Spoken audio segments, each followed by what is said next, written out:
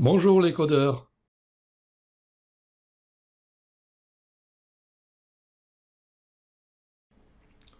Nous allons commencer par retirer un premier bug que voici. Lorsque on supprime un edge, par exemple celui-ci, je le supprime, on s'aperçoit que le socket qui le recevait ici conserve sa couleur. C'est pas vraiment un bug, mais c'est gênant. On va le corriger. Donc, je le referme, je prends le tuto, et ici on va copier ce code dans la méthode StateBrush de UI Socket. UI Socket StateBrush, qui est en fait une propriété. Voilà. Et également, un deuxième point, au niveau du contrôleur Edge, on a une ligne qui est devenue inutile. On va la supprimer. Contrôleur Edge. La voici. Vous voyez, on impose la couleur au socket d'arrivée. Donc, suppression. Et je relance pour vérifier. Donc, je rétablis le node. Voilà, il est mauve. Je supprime l'edge. Et c'est OK.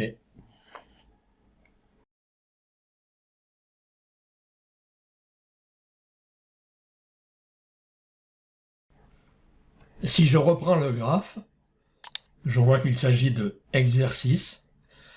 Eh bien, sur la gauche, dans le dossier des backups, exercice, on a déjà un fichier de paramètres PKL. Bien. À l'issue de ce tuto, nous aurons ici d'autres fichiers PKL qui sont des fichiers de calcul, qui sont vraiment spécifiques à ce graphe qui se nomme exercice. Par exemple, ici, le plot 9, qui est ici, a, parmi toutes ces entrées, deux entrées connectées et actives. Par conséquent, il y aura ici deux dictionnaires de calcul.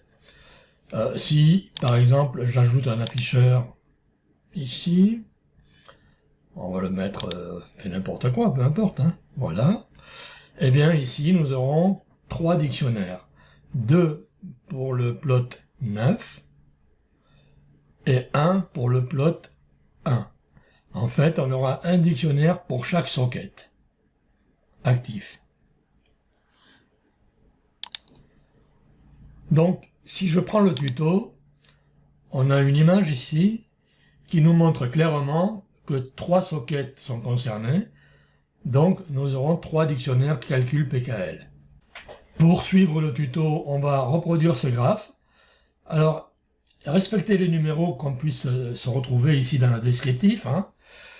Voilà, moi je le fais de mon côté. Donc, je commence déjà par tout supprimer. Voilà. Et ensuite, le 0, c'est les signaux. Le 1, c'est une moyenne mobile, qui est par là. Le 2, c'est un MACD qui est ici. Voilà. Et je continue.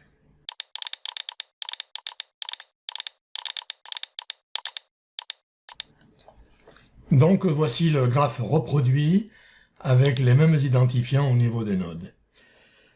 Voilà. Alors si on observe ce graphe, on s'aperçoit qu'il y a deux afficheurs, deux plots du moins, et pour le premier, le numéro 9, on aura deux fichiers de calcul, pour l'entrée 0 et pour l'entrée 1, et pour le deuxième, nous aurons 5 fichiers de calcul. Donc ce qui nous fait un total de 7, qui sont donc ici. Donc une précision importante à apporter, c'est que tous les nodes ont des sorties. Ici, les sorties sont matérialisées par des sockets. Voyez. Par contre, au niveau des plots, les sorties seront matérialisées par des graphiques. Et en fait, pour les plots, il y aura autant de graphiques que d'entrées activées. Donc ici 2 et ici 5.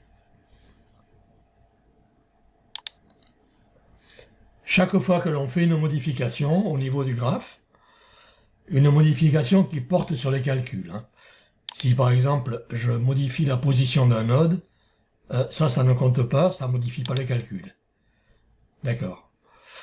Par contre, si je modifie au niveau des historiques, ici, les cases à cocher, alors là, oui, puisqu'il s'agit de courbes supplémentaires, que j'enlève ou que j'ajoute, hein, peu importe, voilà. Voilà, donc il faut bien distinguer les modifications qui apportent des modifications au calcul et celles qui n'en apportent pas.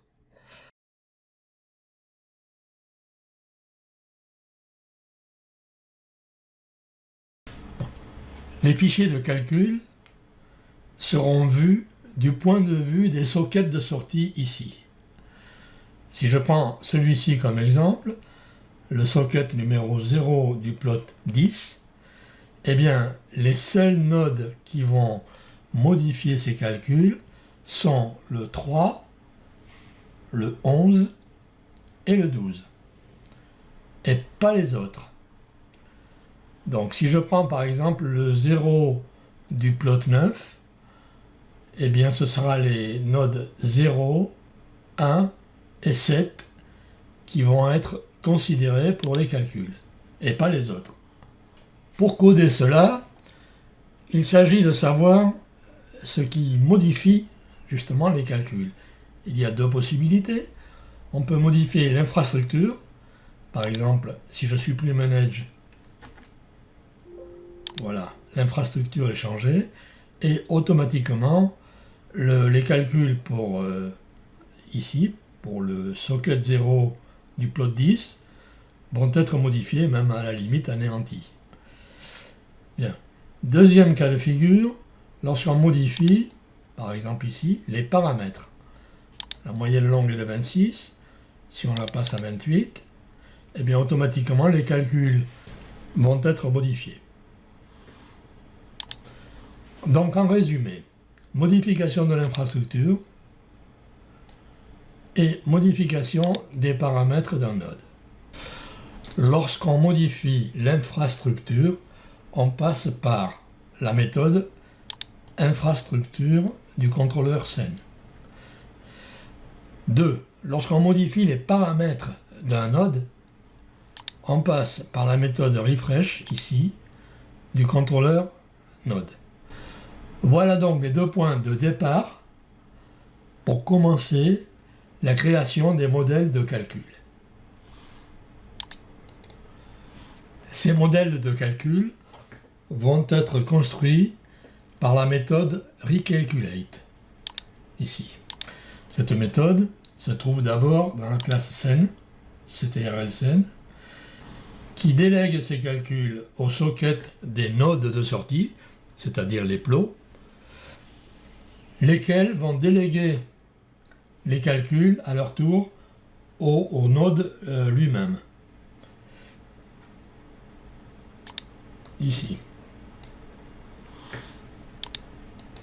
Ensuite, dans un deuxième temps, les nodes de sortie vont faire une propagation vers l'amont pour savoir quels sont les nodes responsables des calculs. Ici, ce sera la méthode update des calques. Voilà, qui démarre au socket. Les sockets demandent à l'edge concerné, l'edge demande au node, et etc. On remonte comme ça, en cascade, depuis l'aval jusqu'à l'amont. Donc, en résumé, il y a quelques méthodes à modifier hein, pour faire des appels. Il y a d'autres méthodes à créer. Voilà. Les codes sont ci-dessous.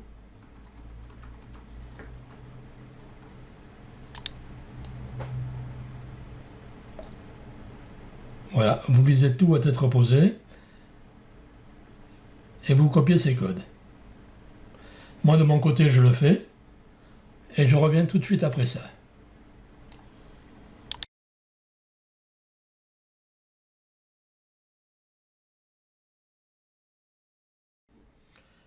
Afin de vérifier tous les types de nodes, nous allons ajouter ici un type RSI, un oscillateur, on va le mettre par là, et un autre qui est une transformée de Fourier rapide, un opérateur FFT. On va le mettre un peu plus bas. Voilà le graphe avec tous les types de nodes. Donc, avant de commencer la vérification, on va observer ici au niveau des plots la méthode recalculate, le code qui est ici, qui est un code de vérification, et qu'il faudra supprimer à la fin.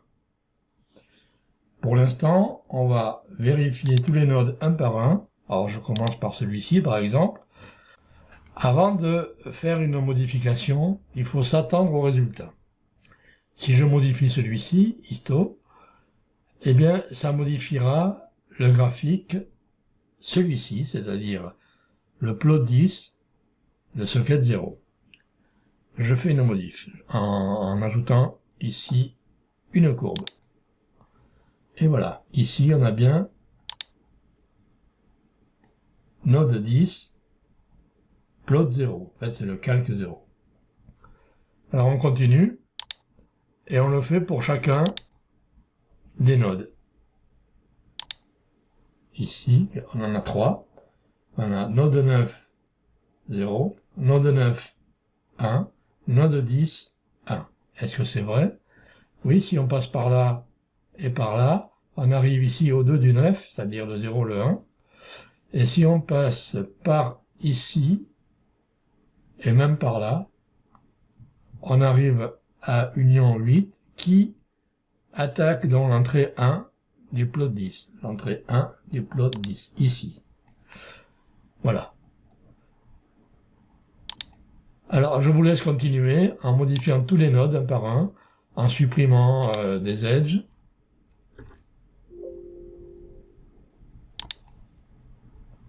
Voilà, en supprimant ou en ajoutant des edges, en supprimant ou en ajoutant des nodes, etc. Alors, bonne vérification et bon courage. Je vous remercie de votre attention.